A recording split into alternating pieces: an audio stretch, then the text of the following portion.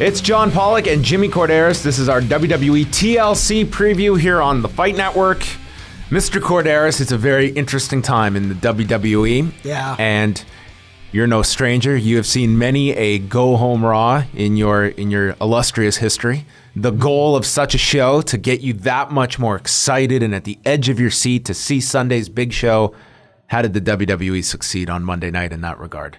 To be honest with you, I thought it started off all right, getting people interested, especially with that opening. Some people might say a little clustered, but still piqued a little bit of interest. But by the end of the show, it was just too much. It reminded me of that old schoolyard fight where two guys are, you're anticipating this big fight after school, and everybody's gathering around in the yard at school. And here are the two combatants, and you're waiting for them to square off, and it's kind of like, hit me. No, you hit me. No, you hit me. No, you hit me. So you got 10 minutes of hit me, and nobody gets hit. And then once and some tater tot jokes. And a few tater tot jokes. I was waiting for Ron White to come out in the middle of this segment. And then once the fight starts, it's like, yeah, well. Well, not to mention we kind of went in reverse, where in the match you just mentioned off the top, Roman Reigns beats Sheamus. Yeah. And then we're going backwards to this verbal showdown that just would never end. This crowd was sitting on their hands. I don't blame them. This was a very long show. Mm-hmm. And I think that a lot of what has been the WWE formula for so long about how some of these characters are presented, it's just between depth issues, between the length of the show, between just the heavy, heavy scripting of so many of these performers. I'm sure, Jimmy, that you could look up and down that roster of guys you know personally that are very engaging personalities. Mm-hmm. Roman Reigns, when you see this guy doing media interviews, he comes across so much more natural, like a normal individual that is a fine speaker. But when you are putting in, force-feeding him these jokes and that smirk that never disappears from his face, and every other term is son, there's just something that they don't come across like real people. It doesn't feel like a real conflict that you're selling on Sunday. Right. And the end result is just a lack of interest in matches. It's a major problem. And I think that, we're at a certain alarming period right now, but this is something that has been an issue for years at this point. And I think it's now just hitting this point where change has to be inevitable in terms of how they're presenting these characters. I think so too. And part of the problem is, and I'm going to try to make this analogy, and I hope this kind of makes sense. I love analogies. The problem I'm finding with Roman Reigns right now is we're getting two different Roman Reigns. I compare him to Batman. Because when you look at the different Batmans over time, you have the Dark Knight, who is this brooding character. He's an ass kicker. He goes out there and takes care of business, and he's all for justice. And then you've got Adam West from the TV show, which is a different presentation of Batman that an older audience who may not understand the campiness to it, but it's still that kind of doesn't appeal to it. That appeals to kids.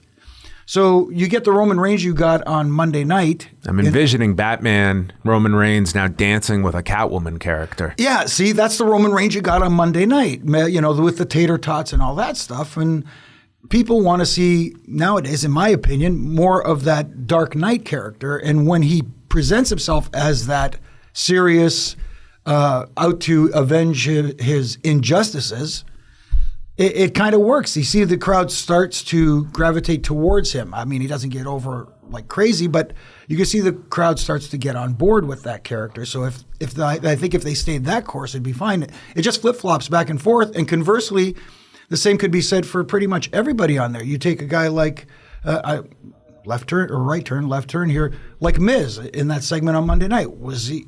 Was he the antagonist, the protagonist? You didn't know. Ditto for Paige. Ditto for Paige. Ditto for Charlotte. It's an area. They talk about that gray area. There's no real baby faces and heels nowadays, and that is really the convoluting the product. I think you need to establish guys who are. Well, to me, that's such an easy out to just go to town with any direction you go with a character.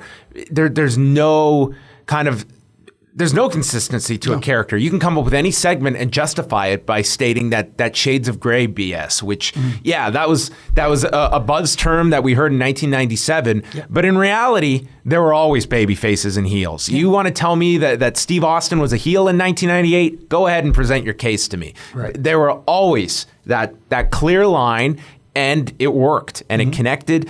And one of the byproducts of that era as well was the success of somebody like The Rock, who I think a lot of these people who are now writing the shows came up watching, saw that here was a guy who could go out there, he could lose, he could do tons of comedy for a main event talent that most couldn't get away with. He always had that ability to keep himself over just sheerly on the microphone, which is a big difference between a lot of the main eventers today, in that he was given that latitude. However, Rock was like 1 in a million that you can't try and just force feed comedy onto these guys. I will maintain John Cena is a great talker. He is great on his feet, but when has he always struggled? It's when you force feed that comedy onto him. And now Roman Reigns, it's that much more pronounced because John Cena, significantly better speaker than Roman Reigns. It's handicapping guys because I think they're trying to fit him into this very difficult shape. The shape of a rock, Jimmy, that only one Dwayne Johnson could fit into. He was so versatile, and to hold people to that blueprint is resulting in what we're seeing, like this past Monday with tater tot jokes. Exactly, and to your point, you were talking about earlier, where allowing talents to be creative on their own, to succeed or fail on their own. You learn from failure when you're in the ring, whether it's during a match, with whatever you're doing in a match itself, or whether you're on the microphone. You have to be given that opportunity to succeed or fail, see what works, see what doesn't, because that's the only way to learn. When you're constantly given material to memorize, it doesn't work. And that's as well the ability to learn from failure. I mean, multiple generations ago, it was territories that you presented a horrible show like that to draw the next Monday night at the Mid-South Coliseum, and you go off the air with Jerry Lawler and Jimmy Hart arguing about tater tots, and the house is down the next week. The entire locker room feels that, and you learn, okay, comedy and the go-home segment, that's out the window because we lost money on this event. And you'd learn week after week because you could go by the gate. It's a much more structured system where you look at pay-per-view is largely out of the picture at this point. So TLC doing a low buy rate isn't really going to be the case. You have a steady stream of network subscribers. You have Raw that is sold months in advance, not based on week to week. And I think that's also something. You're not necessarily feeling the hit of a bad show other than your television numbers, which you cannot dispute. It's been a gigantic hit this fall season. Absolutely. And you touched on a good point about using comedy in the go-home segment. The once-in-a-lifetime superstar like The Rock could get away with it, but I don't think it fits itself in, like you said, that go-home, that last segment, the last thing that people see or hear before the pay-per-view on Sunday. There is a place for comedy in wrestling. Of course. And especially if it's presented well, there is a place for it, but not in that spot. Well, that brings us to TLC as our state of the WWE continues, and that is what we have in the main event. Sheamus and Roman Reigns, TLC match for the WWE title. I think that left to their own devices, this is a match where Roman Reigns in these kinds of gimmick-style matches, he largely succeeds in. Whether it was the Last Man Standing match with the Big Show, that's a match I always go back to from earlier this year. I think this should be a very good match. How much the audience in Boston is invested in this, that's a question mark. But also the direction you go from this. Is this simply, let's get the title on Roman, or does he fail again, Jimmy? Which is something that they're certainly, I think, pushing their luck with in terms of Roman Reigns and how much he bounces back from constantly failing going after this title. Yeah, it's definitely a real catch-22 situation, because if Roman Reigns was getting over, as we say, as a babyface, like they would have hoped he would, I could see the title change happening and it meaning something. If it happens now, I don't think he's at that point where people are going to be invested, especially in a place like Boston where, chances are he might get a negative reaction by winning the title. So Is it the right time? That's a tough call. Because remember, this is a Boston crowd that booed John Cena during a comeback one year at the Survivor Series. Even here in Toronto where we are, a Canadian could do the most heinous thing ever to anybody in the ring and still get cheered. Yes. But you would think the same thing in Boston with John Cena, just that polarizing, I guess, there. But it's really tough. Do you put the title on Roman Reigns now and risk not getting the desired reaction you want, and there's a backlash there? It all depends, too, on what the plans going forward with Roman Reigns is. I know a lot of people are big advocates of him turning heel and joining the Authority and that sort of stuff, but I don't know if that would work either, because usually guys who turn heel are hugely over baby faces for it to work properly. Yeah, and I think we look at this Sunday, and certainly you have to question, if we just flip the title onto Roman Reigns here, what was the purpose of this Sheamus run for a couple week title reign, and where he goes after that, other than, I guess, that could be your rematch at the Rumble. Yeah. But I think that we're probably going to get this extended to at least the Rumble. I don't foresee Roman Reigns necessarily in the Royal Rumble and completely redoing what they did last year. So do you foresee Sheamus leaving with the title? I would think so. I mean, now that they've brought factions into the picture, I think they will get involved somehow, and there will be some kind of shenanigans, let's just say, and somehow Sheamus will, by hook or crook, retain the title. I mean, if that's something that you could at least tell the story of throughout the night, perhaps, that Ambrose is taken out, the Usos are taken out, and then it's the League of Nations that is just the numbers game. Roman Reigns fails in regards to that, and then it's something that Roman Reigns is not owed any title rematch. He's got to go through the League of Nations to get the title match at the Royal Rumble. Right. That's at least something you can do, because they have a long gap between TLC and the Royal Rumble. And when they have those long gaps, typically we get some tough programming ahead. Yes. So we move on down. We mentioned Dean Ambrose. He takes on Kevin Owens for the Intercontinental title. This was originally set to be at the Survivor Series before the tournament. Then they met in the tournament at the Survivor Series. Was a good match.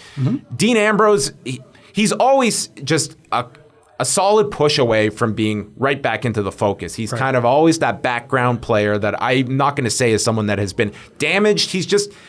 He feels like he's on the sidelines. And Kevin Owens, conversely, I don't think now is the time to take the title off him. I think he is one of the bright spots on WWE programming every week, a unique character, someone that, perfect example of someone that can cut promos, and it feels like this is his voice and not simply a guy that's memorizing lines. And that comes from his experience, and he is someone that has gotten through. Right, and he presents himself as an authentic heel in a day and age where supposedly there's gray areas, but he presents himself as a heel. Again, there's the challenge, because people find his character entertaining, well, a certain segment of the audience find it entertaining, and still cheer him no matter what. So maybe having him face Dean Ambrose, who is, gets a huge positive reaction wherever he goes, maybe that's the catalyst needed for people to get on board for booing Kevin Owens. But I don't know. It's a funny thing, because now everybody is more concerned about the competing chants. You know what I mean? Right. Let's go Ambrose, let's go Owens, let's go Ambrose.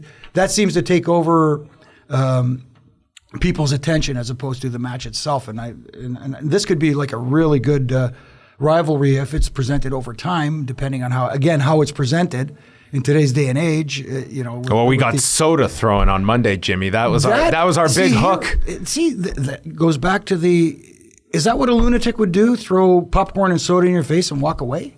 Yeah, and Owens just stands there. Yeah. I mean, that was the great idea for our final image before the contract signing, at least, which was happening on SmackDown this week. Ladder match for the tag titles. We've got the New Day, the Lucha Dragons, and the Usos.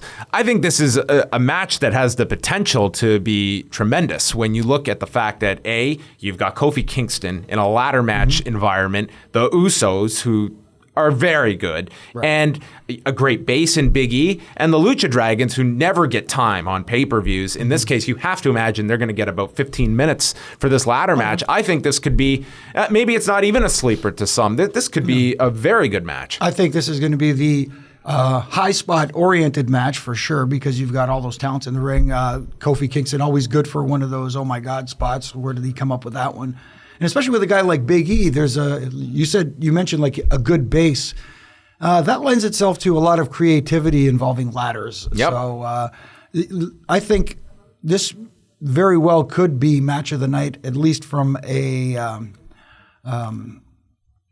don't want to say high spot. I don't like using the term high spot, but from a visual standpoint, I think this could be considered match of the night, because I think other matches like the Sheamus Roman Reigns match will be more of a storytelling match, more physical, more smash mouth, more NFC Norris, as Chris Berman likes to say. How about the unicorn headbands? Are these going to be a success or a failure, Jimmy? Well, apparently they sold out in 5 minutes or so. These things are like $15 a pop. Yeah, so if their merchandise is starting to sell, then expect to see more New Day on your television sets. That's Remember, this is a company that successfully marketed rock-themed elbow pads and sold those for however much. Hey, you know what? They also sold Mr. Sacco, and it worked. People bought the Mr. Sacco. So that lends itself to another argument, but I'm not going to get into the whole, if you are a fan of someone like a Cesaro or something, buy his stuff. Well, that'll get him over. Let's continue on down the card. Alberto Del Rio and Jack Swagger chairs match for the United States title. Mm-hmm.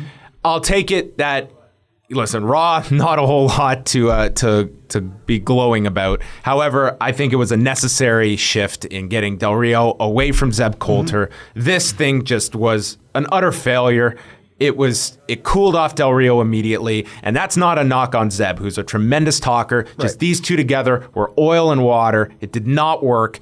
At least let's get them apart, and I hope this is not some swerve and they get back together on Sunday at the pay-per-view, because Del Rio, he's got the League of Nations now. There's no real need for him to be with Zeb. No, absolutely, and like you said, at least it was recognized relatively early in this programs that to part Zeb away from Del Rio. There still really wasn't any explanation as to why Zeb decided to join forces with Del Rio anyway, so it wasn't ever explained. No, the whole Mex America concept. No one understood this. There was no reason to hate these guys. No. Talking about this fictional country, it was just. I know. I get it. They were playing off American politics, but you know what? A lot of people don't care. Not really. No. So Jack Swagger gets the match on Sunday. This is pretty much just Del Rio beats him, I would assume, and that's it. Yeah, I'm kind of figuring on that. I do feel that they could have done a lot more to emphasize this win he got over John Cena. It's not every day that John Cena loses to somebody. And to be honest, if I was John Cena, I'd be like, really, what was the point of this? Because none of it was capitalized on. There haven't been these promos from Del Rio that's building to a Cena return for revenge. And even this past Monday, Jimmy, we have that same super kick that beat Cena clean.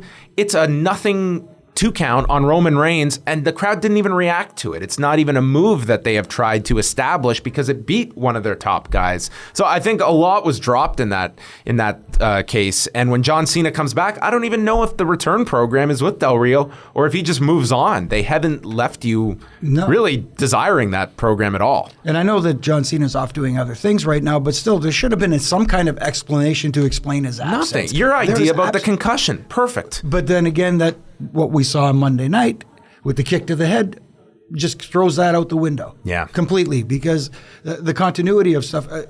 I'll go again on another direction. You had Dolph Ziggler versus Kevin Owens on Monday night. Good match.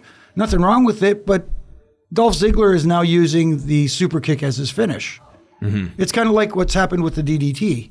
Nobody beats anybody with a DDT unless you're Tommy Dreamer. Well, he hit a DDT on the floor. Yeah. Back in the day, it formed a goose egg on your head and kept you out for 3 months, a la Ricky Steamboat, Jake Roberts. Now, we saw it a few years ago where John Cena got DDT'd on the floor and came back and beat Nexus. Right. So... Changing times, Jimmy. Changing times. Man, the bar's being raised. When you protect a move, how many times, Jimmy, does Randy Orton to this day, he teases that punt kick, and every time the crowd gets excited. And he has not performed that punt kick in years. Right. But the reason it's still a valuable spot is because every time he did it, it signaled a guy was going out, a guy was going to disappear off TV. It was the most protected spot for a several year period because it was associated with consequences. Exactly. And to this day, he can tease that and people still buy it as devastating because of what happened to the person taking it. Yeah. And it wasn't ever used for a 2 count. No, exactly. And you know, you go further, you could talk about someone like The Undertaker, who I'm a huge fan of, The Undertaker, and the Tombstone Pile Driver. Nobody kicked out of the Tombstone Pile Driver, and then all of a sudden... When Shawn Michaels did it, it was one of the greatest near-fall spots you can think of. Exactly. And you know, we have the Dudley Boys who say that nobody has ever kicked out of the 3D. When that happened in another promotion, people went nuts. They said, "Oh my God!" You know. Yep, with the Motor City Machine Guns, and here we go. That segues well into our 8-man tag team tables elimination match, if I've got the wording correct, with the Wyatt family against the Dudley Boys, Tommy Dreamer, and Rhino, who returned on Monday. How do you see this match playing out? I guess the Wyatts need a big win here because after that Survivor Series loss to The Undertaker and Kane, which, yes, it did make sense, but at the same time kind of was a sideways step for the Wyatt family. They need to move forward with credible wins. And people will say that the Dudleys may not be as credible as The Undertaker and Kane for a team to beat, along with Tommy Dreamer and Rhino, but, you know, they are somewhat credible. So I'm okay with this as long as they move forward from there. Having Dreamer and Rhino coming back absolutely makes sense from, you know, going back to the old original ECW days. But at the same time, you know, you can also make a case for should they have brought anybody else into the mix. I'm glad they didn't bring Spike back, and it's not a knock on Spike himself because I thought it almost would have lended himself perfectly for the beating he would have taken from these guys because he's like crazy, but he wouldn't have fit in this program. No, it kind of just. I think it's kind of just a logic leap you have to take in that here we are, we're going up against Braun Strowman, and we're recruiting Spike. Yes, exactly. Now the innovator of violence, Tommy Dreamer, makes sense. Rhino definitely makes sense. The Man Beast. Well, he's got a beard now, Jimmy, so you know what that means. Him and Dreamer both do, which is good. You know, I find the amazing thing about Dreamer is, I guess he's still considered a free agent, right? Yeah. But he is technically is he a producer for TNA? Yes. Still? Yes. And he's got this guy is a House of Hardcore. Yeah. And he's, you know, appeared on several other promotions. This guy's just got an open door policy with everybody. I mean, to be able to go on Raw with a House of Hardcore t-shirt, no less. I mean, some of that stuff can fly at NXT. I'm very surprised. This man just must not have any enemies in any office. He is a good guy. He is. Yeah. And very much so like a Jimmy Hart, who was able to just, you know, navigate the ever so interesting waters of professional wrestling with rather ease. Charlotte and Paige, a rematch for the Divas title. I joked that this will be a loser turns babyface match because Monday's segment was, I'll be honest, I enjoyed the segment, but there was lots to take from it in terms of being confused as to what role Paige is in. God knows she doesn't need another turn at this point. No. But Charlotte very much, I think, in a better spotlight. I think her and Ric Flair as kind of the conniving father-daughter tandem, I think Charlotte is much more natural in that particular role. However, that would tell me that the match should be with Becky and not so much Paige for this Sunday. I think you'd have a better designation of these two. And Paige, good luck getting sympathy on this particular woman who a month ago going into the match, we're telling jokes about Charlotte's deceased brother. Right. So that to me is a big hiccup if you're going the babyface route with Paige. So I don't know what we're getting here with these two and how the crowd is going to react. I'm sure they'll be very confused. Yeah, and I'm conflicted too because on one hand, I think Ric Flair being paired, brought in, obviously you got the name value, Flair. But I just concerned that just his presence, even being at ringside, overshadows not only Charlotte, but maybe the entire Divas division. He's such a big personality. He commands, so much attention. All the focus is on him. When they're walking down the ramp, that was so evident on Monday that I don't care what Charlotte does. Yes. There's no way that Ric Flair is not going to be the focus, as him walking to the ring has more charisma than a majority of the roster. Yeah. And that's just the reality. But maybe this is a good first step in that her aligning herself with her dad kind of gets her some kind of heat from the crowd, sponging off the Flair name and reputation. But at some point, maybe she tosses Daddy by the wayside in a very heelish manner to get her over as a super strong female heel. Maybe that'll work in the long run. I don't know. But again, there are those blurred gray lines. I mean, I'm going into this match thinking from a fan standpoint, I want to cheer for the babyface and boo the heel, but I don't know who's who. The closest to a babyface might be Rick at this point. Exactly. So I'll be wooing the entire match. There you go. It's TLC, folks. I'm not gonna lie to you, the loyal viewers and listeners of our show. I am not going into this with the utmost interest, but we will see what they produce on Sunday. Typically, this is a WWE roster that, when left to their own devices and primarily just in ring, I don't think it's going to be a bad show. I just look at the fact that they've done so little to get you interested in so many of these programs, and it's just top to bottom. And what's more concerning is that we're going into WrestleMania season where are all of these great ideas going to suddenly fall into their lap and they're going to come out of the sky? Or are we going to really struggle going into WrestleMania in a year where a lot of key guys are injured? We know we won't have Seth Rollins or Randy Orton for WrestleMania. We know that, Brock Lesnar, they're going to have to come up with a great idea for him going into WrestleMania because the obvious program isn't there for Lesnar. And Cena's comeback, what are they going to do with that? A lot of questions, Jimmy, as we march towards the end of 2015. Yeah, a lot of questions and a lot of possibilities. I mean, you've got a roster full of young talent that should be hungry. They should be, at least, anyways. If they're not, maybe who was it the other night? I think it was Sean Waltman made a comment on Twitter. I thought that was kind of prophetic, where he said that it's hard to reach for the brass rings wearing handcuffs. Pretty apropos. And maybe somebody needs to just, I think that get a hacksaw and cut them off and just take it. Sometimes you got to take a shot, and you may get a lot of heat for it. May not work. It may work, but somebody's got to think of outside the box and do something to really get noticed. When you're doing 3 million viewers on Monday night, now is the time to be taking risks. Yeah. We're also at a time in December where, let's be honest, we're not in the middle of sweeps. We're not. They have a set contract with the USA Network. They have the ability to take some risks. This is not working, and it's so painfully obvious. You don't have to worry, hey, if we do this, what if our audience plummets? It's plummeting. Right. The only question is how low this is going to go. They're going to be facing a major bowl game the first week of January, and yes, Monday Night Football is going to come to an end. You'll get a slight bump at that point, but it's a larger issue. And I think everyone just wants to see a different direction, new ideas presented, and give talent some ability to go out there and succeed or fail. Right. It's going to make them better performers in the long run, and it's going to give them confidence to go out there and succeed. What that does for a performer is so key.